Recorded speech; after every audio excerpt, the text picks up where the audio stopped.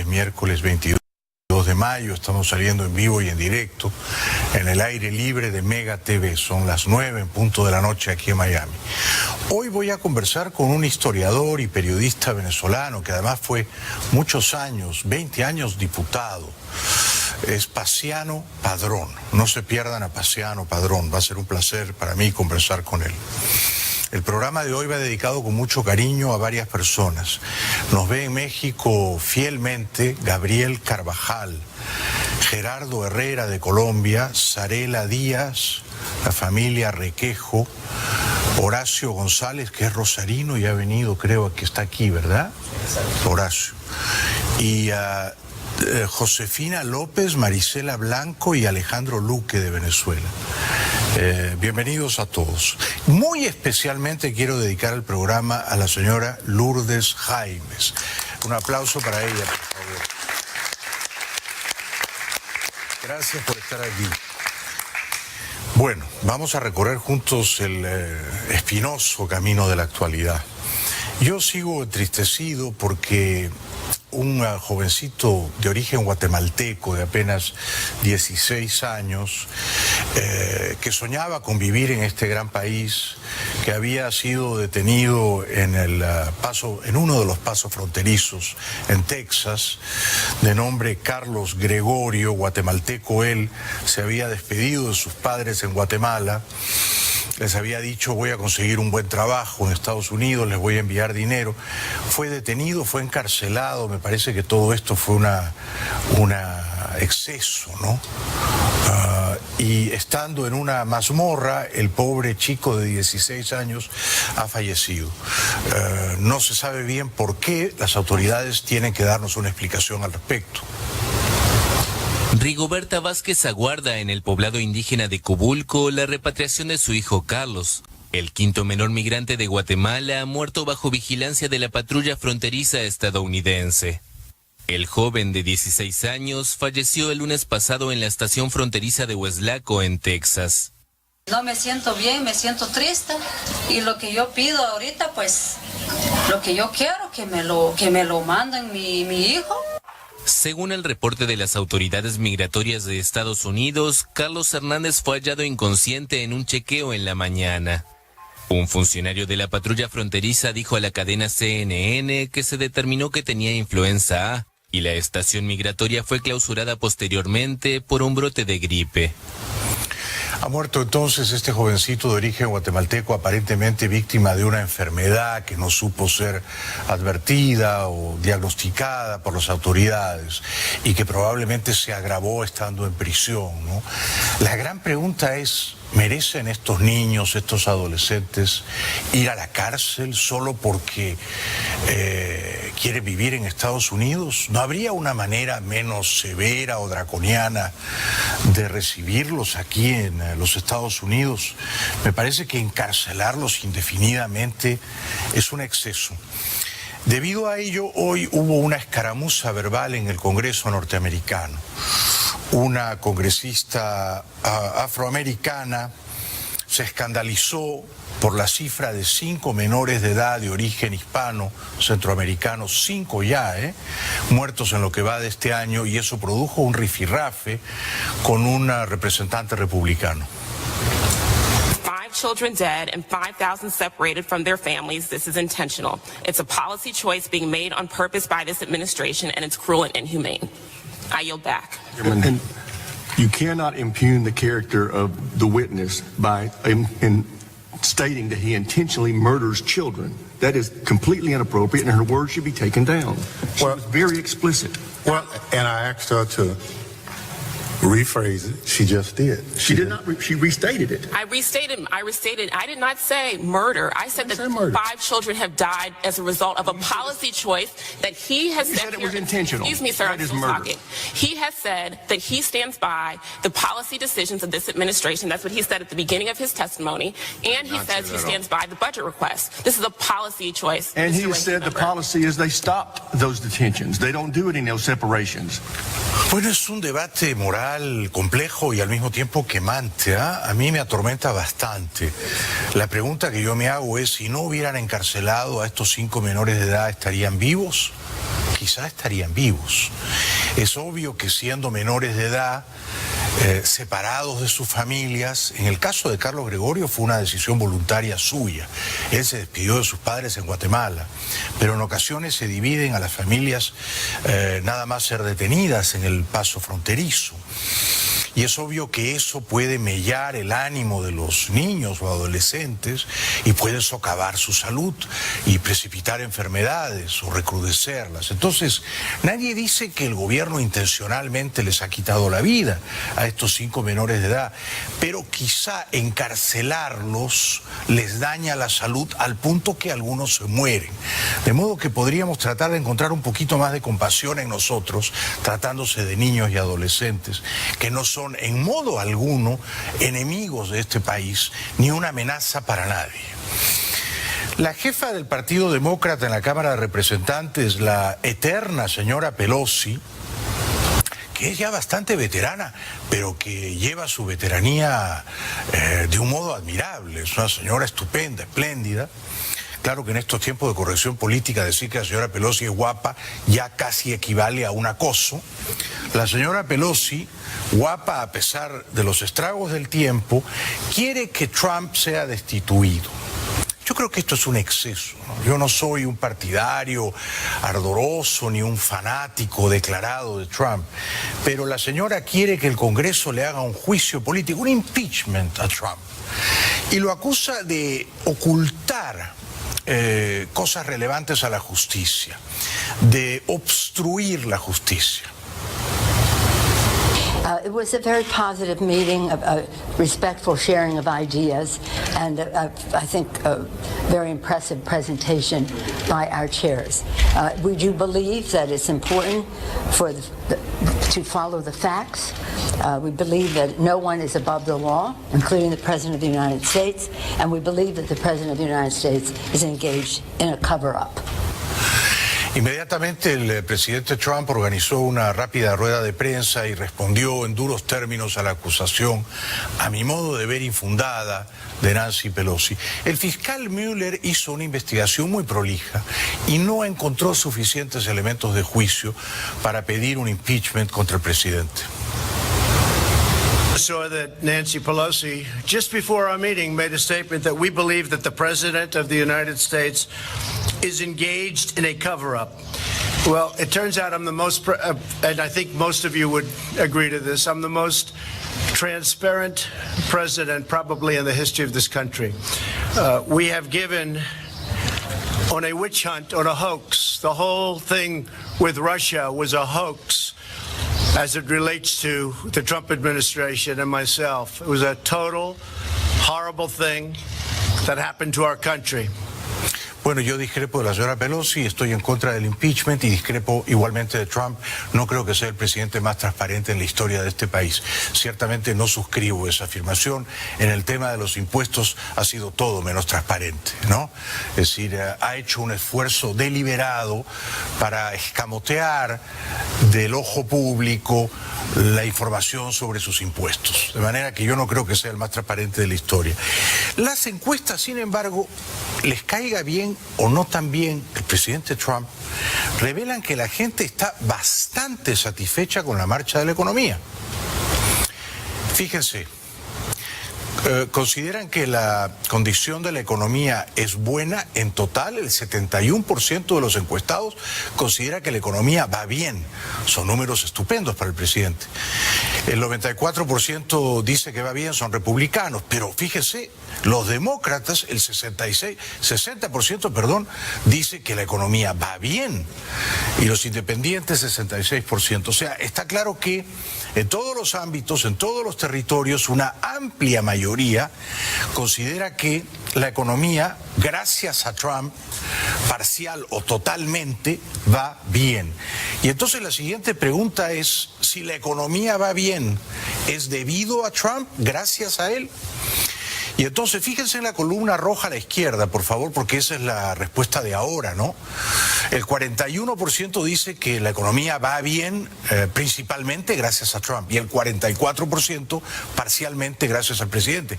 Con lo cual, sumadas ambas columnas, el 85% de los preguntados respondería que la economía va bien en parte o principalmente gracias a Trump. Y este es el otro cuadrito. La dirección de la economía va para mejor 37%, para peor 25%.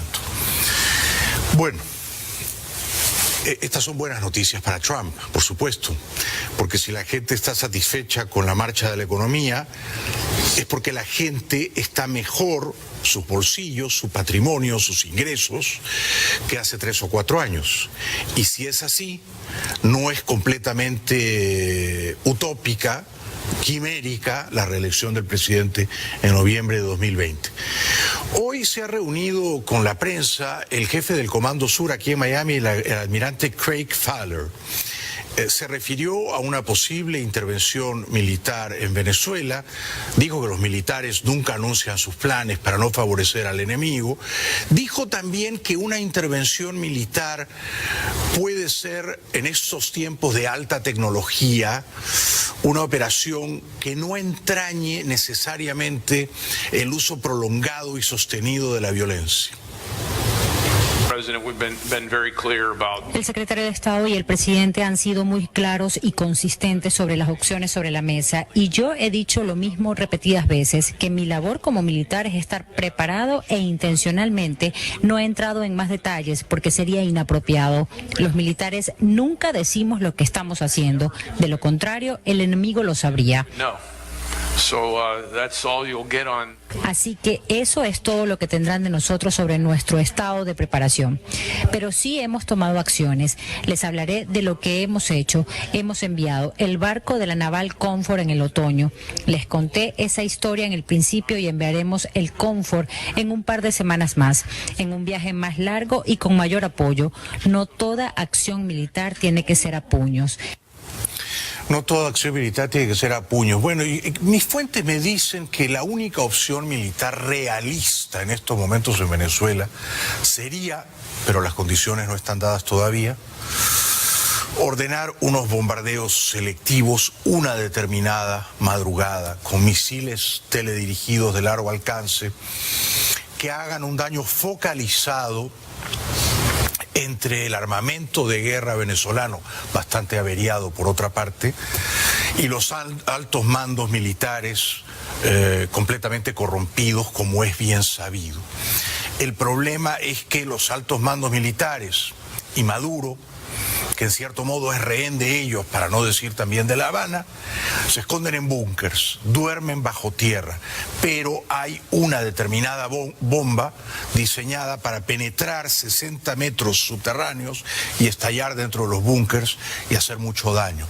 Pero esta sería la única operación militar a considerar. De ninguna manera poner tropas en tierra, de ninguna manera surcar el espacio aéreo venezolano con aviones de combate que pudieran ser derribados, con la artillería, con las armas antiaéreas rusas que Putin le ha proveído a Maduro. Este es otro momento de la conferencia del jefe del Comando Sur, el almirante Fowler, hoy.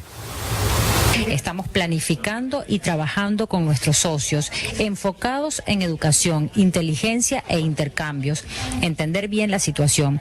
Apoyamos el envío de ayuda militar cuando nos fue solicitado por la Agencia de Estados Unidos para la Ayuda. De hecho, hicimos 7 envíos y podríamos hacer más, pero lamentablemente esa ayuda fue bloqueada y el pueblo sufre las consecuencias de ello. Hay muchas otras acciones que tomamos que no involucran Fuerzas Armadas y eso es apropiado para la situación que estamos viviendo. Nuestro corazón sufre por las personas que hoy sufren por culpa del gobierno ilegítimo y las acciones que están ocurriendo. Yo creo, con todo respeto, señor almirante, que ha llegado ya la hora de que ustedes hagan algo concreto, real, eficaz, para acabar de persuadir a los militares venezolanos de darle la espalda a Maduro y abrazar lealmente al presidente constitucional Guaidó. La hora de la acción ha llegado ya. Y había llegado hace 3 semanas, el martes 30 de abril. pero la Operación Libertad, comandada por el presidente Guaidó, a la que se sumó inopinadamente Leopoldo López, recién liberado de su arresto domiciliario, no llegó a buen puerto aquel martes. Se esperaba, como bien saben ustedes, que el general Padrino López y el general Hernández Dala apoyasen este movimiento libertario. Se habían comprometido con negociadores de Washington a hacerlo. No lo hicieron, se replegaron, se acobardaron. ¿Por qué se achantaron en la hora 11? ¿Por qué no acompañaron al jefe del SEBIN, general Christopher Figuera, que sí lealmente cumplió su palabra, honró su promesa, liberó a Leopoldo López y se jugó la vida?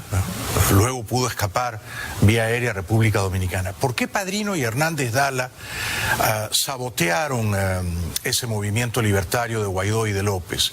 Un sargento que era parte de la operación ha dicho de un modo anónimo, y es una fuente altamente fidedigna, que también Reverol era parte de del movimiento libertario. Reverol se había comprometido a acompañar a Padrino y a Hernández Dala, pero aparentemente la liberación de Leopoldo López no era parte del acuerdo o del guión establecido, sorprendió a las partes involucradas y quizás enfrió su determinación de participar en la operación. O sea, información que no sé, o de repente sí la sabrán. Y no era nada más la Guardia Nacional, estaba la Guardia, la Armada, el Ejército, el SEBIN y el DGCIN, pero eso fue antes de que llegara la prensa.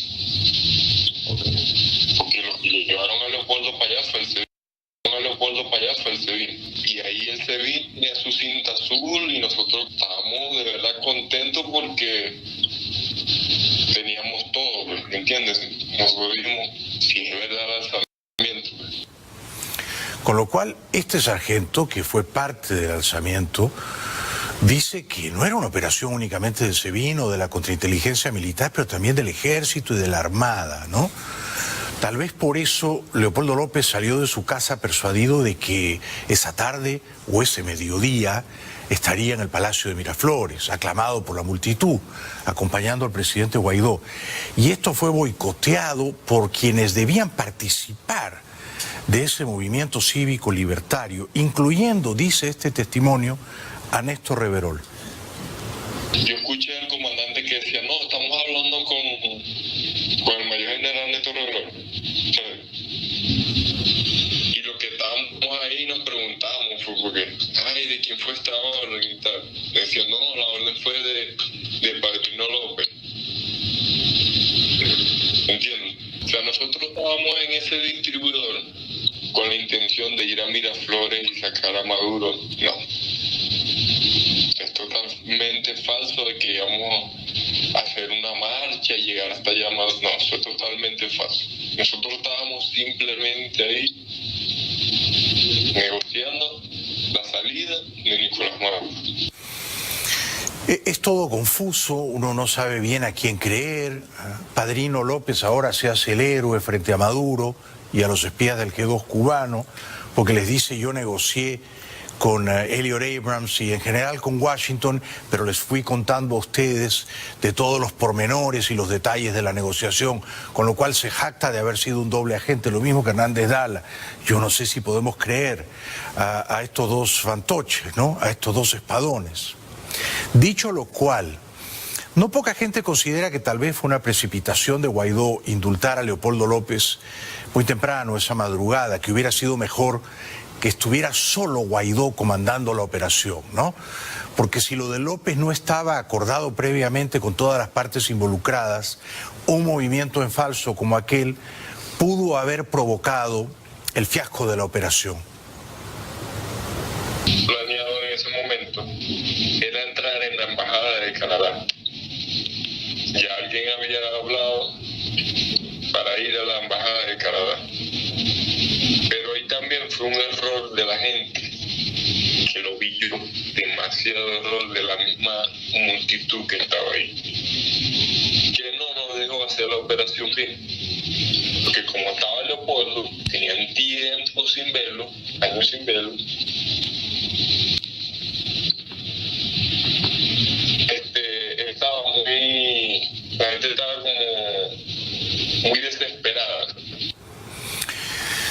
Bueno, no es por supuesto una narración diáfana, completamente racional o completamente inteligible para mí, pero luego de consultar a todas mis fuentes y a sabiendas, porque ustedes conocen bien que yo tengo una profunda admiración por Juan Guaidó, yo he llegado a la conclusión razonable, documentada, de que fue un error que Leopoldo López apareciera al lado de Guaidó esa madrugada. Fue un error. Había partes involucradas que no estaban al tanto de esa movida. Y creo que ese error es atribuible no al presidente Guaidó, sino a la desesperación, a la impaciencia, comprensibles por otra parte, de Leopoldo López, que tenía, o no sé si todavía tiene, una gran ascendencia en Guaidó. Es decir, Guaidó veía a Leopoldo López como su jefe y mentor. Leopoldo fue su maestro en la universidad, Leopoldo fue su jefe político en Voluntad Popular, toda la carrera que ha hecho Guaidó, incluyendo su juramentación como presidente el 23 de enero, todo eso se lo ha diseñado Leopoldo. Entonces, si Leopoldo le dijo a Guaidó, yo quiero estar contigo, indúltame y dile a Figuera que venga acá a liberarme, entonces es comprensible, claro, que Guaidó haya dicho, como no, Leopoldo, ¿no? Tú has estado 3 años y medio preso, ven conmigo, vamos juntos a Miraflores. Pero quizá esa movida no fue completamente astuta, porque sorprendió a algunas de las partes, enfrió la operación, descolocó a Leopoldo, que ya no terminó en Miraflores, sino en la Embajada de Chile y luego en la Embajada de España. Entonces todo eso me parece que configura el error, ¿no? Por otra parte, mis fuentes me dicen, y yo estoy en la obligación de compartir con ustedes todo lo que sé, que fue Leopoldo López quien, bajo presión de los españoles, del embajador Silva, del canciller socialista Borrell, del propio presidente de gobierno Pedro Sánchez, que ha sido reelegido a 4 años más, Leopoldo López le pidió a Guaidó, el fin de semana que Guaidó fue a visitarlo a la embajada española en Caracas, que enviara a los delegados en Oslo, Noruega. Guaidó no quería. Le dijo, es una mala idea. Pero Leopoldo insistió tanto, temeroso de que los españoles lo puedan soltar, ¿no?, que Guaidó, de nuevo, en un gesto de lealtad, porque Guaidó es un gran tipo, a su maestro, a su mentor, mandó de un modo más o menos soterrado, bajo el radar, a estos negociadores ahora. Mis fuentes, por último, me confirman que la relación entre Leopoldo y Guaidó no es ahora mismo la que era siempre. Se ha tensado un poco y Guaidó ha comprendido que se tiene que distanciar de Leopoldo y que el presidente es él y no Leopoldo. Y el que toma la última palabra, la decisión final, es Guaidó y no Leopoldo. Y si Guaidó cree que no hay que mandar delegados a Noruega, no los manda, aunque Leopoldo se lo pida. Así que Guaidó tiene que entender que él es el jefe, el presidente, el que toma la decisión final, no Leopoldo. Esto ha tensado la relación personal. Entre los políticos siempre se tienen celos, rivalidades y enconos. Las mujeres de los políticos también, Lilian y Fabiana. Leopoldo no imaginó que la figura de Guaidó se iba a agigantar tanto, y a medida que ha crecido tanto la figura de Guaidó, se ha empequeñecido la de Leopoldo, ¿no? O sea que el discípulo supera al maestro y el maestro se pone un poquito celoso. Es normal. Pero así las cosas, hay que rogarle al presidente Guaidó que recuerde siempre que él es en este momento, y no otros líderes de la oposición, él es la fe y la esperanza de los venezolanos que se abrazan a su liderazgo, a su espíritu y a su credibilidad moral.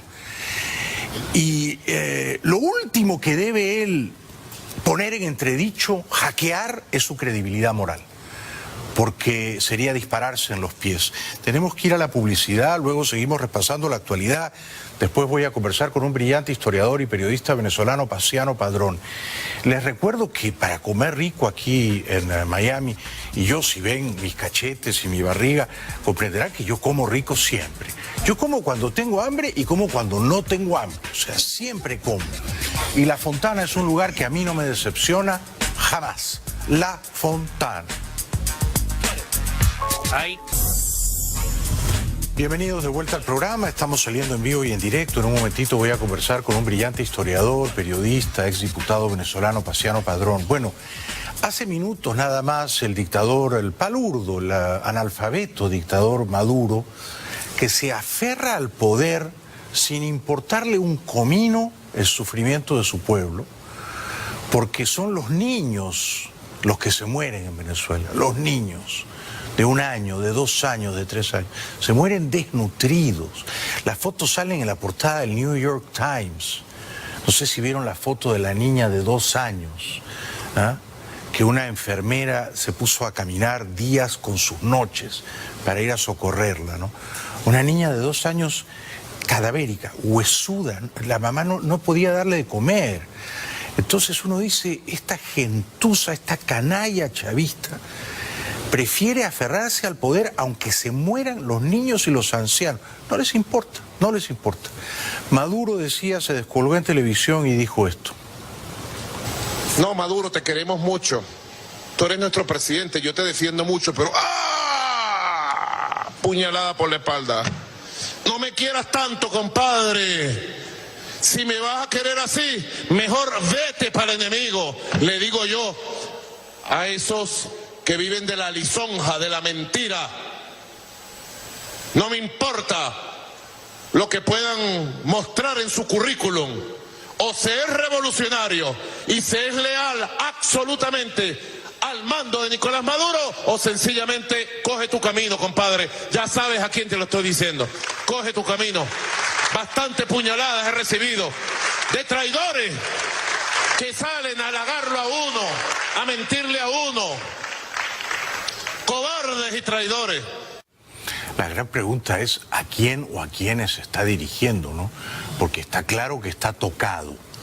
Es evidente que está paranoico. Él mismo lo está diciendo, ¿no? Me lisonjean, me adulan, me dicen cosas salameras y luego me dan la puñalada trapera. Es decir, se está refiriendo a algunos personajes de su entorno más cercano. Mis fuentes me dicen que Padrino López tiene los días contados, ¿no? Padrino López está haciendo ahora un esfuerzo sobrehumano para lamer las botas de Maduro, pero puede que el esfuerzo resulte extemporáneo, tardío, ¿no? Desde que John Bolton dijo el 30 de abril, Padrino López se había comprometido con nosotros a echar a Maduro, y a Maduro mira con otros ojos a Padrino, por mucho que Padrino lo niegue, ¿no? Entre tanto, está en La Habana el canciller de la dictadura, el triste, el patético señor Arreaza, que propone un diálogo. Yo digo, proponer un diálogo entre una dictadura genocida y los representantes del pueblo que quiere ser libre es una indecencia, es una obscenidad, ¿no? Para mí equivale, imagínense cuando el Chapo Guzmán estaba libre, equivale a decir, a que López Obrador diga, ¿por qué la DEA, que es la ley, odia al Chapo? ¿Por qué no se reúnen la DEA y el Chapo y conversan? Pues vayan a Noruega, se sientan a la mesa de un café, la DEA, el Chapo, a lo mejor los de la DEA conversando con el Chapo encuentran rasgos de humanidad en él, una persona graciosa, dicharachera, ¿no? Conversen, dialoguen. Uno diría, ¿pero por qué van a dialogar? Tiene que prevalecer la ley, es un criminal, hay que capturarlo, juzgarlo y sentenciarlo. Lo mismo con los criminales chavistas. Esto sería como decirle a Obama, ¿se acuerdan cuando Obama tomó la decisión brillante de entrar una madrugada en Pakistán, invadiendo Pakistán sin avisarle a nadie, sin saber si estaba Bin Laden en esa casa? Las probabilidades eran 50-50. Esto hubiera sido como decirle al presidente Obama y a Hillary Clinton, su secretaria de Estado, dialoguen con Bin Laden, no lo maten. ¿Por qué van a recurrir a la violencia, que es una abyección? No pueden condescender ustedes a la violencia. Que él sea un violento, un terrorista, un asesino, no se conviertan ustedes también en unos asesinos. Capturen a Bin Laden, provéanlo de un abogado defensor y dialoguen con él en Noruega. No, hay ciertos diálogos que no tienen sentido, que dignifican al opresor, al secuestrador, al criminal. Cuando se trata de un criminal, hay que capturarlo y juzgarlo, no hay que dialogar graciosamente con él una agenda que le favorezca, ¿verdad? Dicho lo cual, el canciller Arreaza está en Cuba tratando de engatusar a los incautos. Venezuela quiere un diálogo con Estados Unidos y no una guerra en su territorio. Eso aseguró el martes en La Habana el canciller Jorge Arreaza, durante un consejo político de la Alianza Bolivariana para los Pueblos de Nuestra América, ALBA-TCP, en Cuba. No es una guerra la que queremos en Venezuela, queremos paz. Ojalá desde el ALBA logren también transmitirle al gobierno de Estados Unidos que queremos diálogo, que queremos diplomacia, que queremos entendimiento incluso con ellos, con todas las diferencias. Algo muy parecido planteó el canciller de la dictadura cubana, el señor Bruno Rodríguez, que dijo que estaba espantado por las amenazas de usar la fuerza militar en Venezuela. A diferencia de Estados Unidos y más de medio centenar de países que reconocen al jefe parlamentario Juan Guaidó como presidente interino, los integrantes del ALBA-TCP, entre los que están Nicaragua, Cuba, Bolivia y varios países del Caribe, cierran filas en torno a Maduro.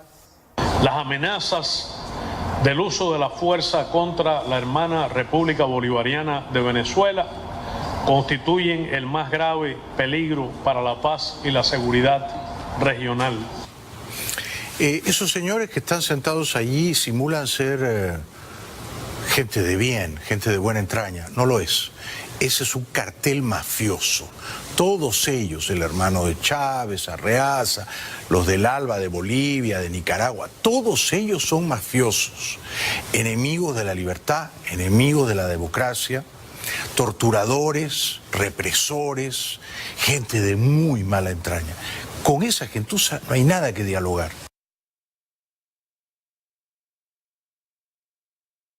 Cuestionar su lealtad, entonces se desborda, ¿no? Se derrama en palabras dulzonas a los oídos del dictador, que lo mira de una manera esquinada.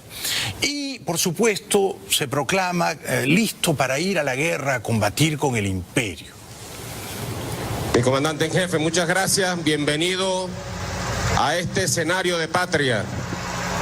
Estamos nada más y nada menos en la sagrada sabana de Carabobo. El que quiera saber cómo se derrota un imperio, tiene que venir aquí a Carabobo. Tiene que venir aquí, a estas sabanas. Bueno, y luego fíjense cómo proclamó su lealtad sublime, dijo él, sublime. Él eligió ese adjetivo, almibarado, su lealtad, bueno, a Bolívar, a Chávez, pero sobre todo a Maduro, sobre todo a Maduro. Puede que sea tarde, nos dicen que los cubanos están maniobrando a favor de Padrino, pero parece que Maduro tiene información en virtud de la cual Padrino debe caer. Así que nosotros queremos, en función de eso, en función de la lealtad que el pueblo de Venezuela le tiene a Bolívar, en función de la lealtad que la Fuerza Armada rinde a Bolívar, en función de la lealtad que el pueblo de Venezuela con la Fuerza Armada Nacional Bolivariana rinde a la patria y al legado de nuestro comandante supremo Hugo Chávez, en función de la lealtad sublime, valor sublime de nuestra Fuerza Armada a las leyes, a la Constitución y al mandato del comandante en jefe, Nicolás Maduro. Bueno, es un impresentable este Padrino. Realmente, yo siempre le digo, es la Mónica Lewinsky del chavismo, ¿no? Siempre de rodillas ante Maduro, siempre dispuesto él a procurarle un servicio oral placentero al dictador. Se regala, se obsequia, no se corta, no se corta. Es un todoterreno. Y es patético porque él habla de lealtad, pero yo digo, los soldados venezolanos deberían ser leales no solo a la Constitución, que no han leído, que ignoran, que no van a leer en esta vida ni en las 3 vidas siguientes, por supuesto, pero al menos deberían ser leal, ¿saben a quién? Deberían ser leal, no voy a decir al pueblo, porque el pueblo es una abstracción, ¿no? Pero ser leales a sus familias, ¿verdad? A su mujer, a sus hijos, a su mamá. deberían ser leales a esas personas, a su familia. Ellos, los generales, los coroneles, los tenientes, los sargentos, después de hacer esta charada, este simulacro de lealtad a Maduro, regresan a sus casas. Y allí en sus casas saben que sus familias la están pasando mal, muy mal, que comen poco y mal, que los niños no tienen un futuro, que salir a la calle es jugarse la vida. Ellos ven cómo el chavismo les ha desgraciado la vida. Entonces ellos deberían ser leales a sus familias, a sus mujeres, sus madres y sus hijos. Y solo por eso, por esa primera lealtad a la familia, no al dictador, deberían echar al dictador, pero carecen de ese sentido del honor, ¿ah? Y eso es triste. En este acto militar, los únicos actos públicos en los que se exhibe, dicho sea de paso, el dictador Maduro, que tiene miedo, después del incidente de los drones, tiene miedo, Maduro recordó a su maestro, el pajarito, Chávez. Buen homenaje, sentido, al más grande bolivariano en 200 años, quien despertó y resucitó el espíritu, la idea y el proyecto original de nuestro libertador Simón Bolívar, nuestro maestro, el comandante supremo Hugo Chávez, el creador de este tiempo, que aún está en pleno desarrollo y tiene mucho que dar hacia el futuro.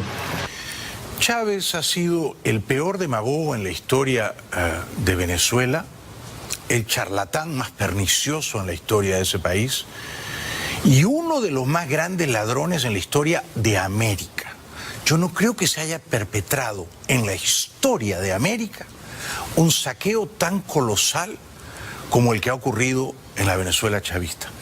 Y de eso es moralmente responsable Chávez. Dicho lo cual, de nuevo a Maduro se le nota la paranoia con la traición. Él arenga a la soldadesca a capturar a los traidores. Pero yo digo, casi todos los que escuchan esa arenga, esa exhortación, deploran íntimamente a Maduro. No lo quieren, lo tienen que soportar, tienen que fingir lealtad. Si no lo hacen, van presos. Pero en el fondo yo creo que lo repudian. Frente a los traidores, si surge un traidor, capturarlo inmediatamente. Es una orden. Capturarlo inmediatamente. Y si el imperio pretendiera algún día sobre nuestros mares, sobre nuestra tierra, pretendiera incursionar, invadirla, allí habría 1000 carabobos en el pecho hengido de los militares venezolanos. Preparemos pues para defender la paz, preparémonos pues para activar nuestros sistemas de armas. Bueno, todo lo mejor está por venir, no pierdan la fe.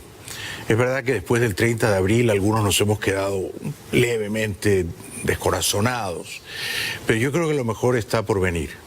Quiero decir, Venezuela probablemente va a ser declarado un estado terrorista. Luego el testimonio del Pollo Carvajal va a ser crucial para encauzar criminalmente a Diosdado Cabello.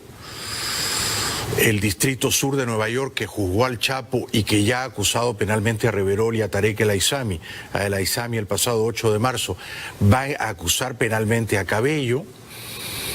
Y luego se abre la posibilidad, si no de un bombardeo militar selectivo a ciertas bases militares operativas venezolanas, a ciertos búnkers, sí la posibilidad de una intervención no militar pero policial, de entrar y salir, como fue con Bin Laden, para capturar a estos individuos ya con orden de arresto internacional y perseguidos por el Departamento de Justicia de este país. O sea, una operación no a lo Noriega, Panamá, año 89, no, una operación a lo Chapo Guzmán, a lo Pablo Escobar. Este es un cartel de narcotraficantes, Venezuela no tiene justicia, no los va a extraditar, hay que ir a capturarlos. ¿Es posible entrar y capturarlos? Yo digo que sí, por supuesto que sí. Si las cosas se planean y se ejecutan con la inteligencia deseada, es posible. Ahora, si entran los americanos una madrugada y se traen a Cabello, a El Aissami y a Reverol, se desploma. Dicho sea de paso, si ya van a mandar tantos helicópteros, que se traigan a Maduro también, ¿no es cierto? El testimonio de los sobrinos de Cilia Flores involucra a Maduro también, ¿no? Ya si van a entrar, vamos a por todas, ¿no? Se cae la dictadura de Venezuela, pero se cae, es decir, antes de que aterricen los helicópteros ya se cayó. Estoy convencido de que una sola demostración de fuerza derriba a esa dictadura de matones profundamente cobardes. Después de la pausa voy a conversar con mi querido amigo, el historiador y periodista venezolano Paciano Padrón. No se lo pierdan, ya regresamos.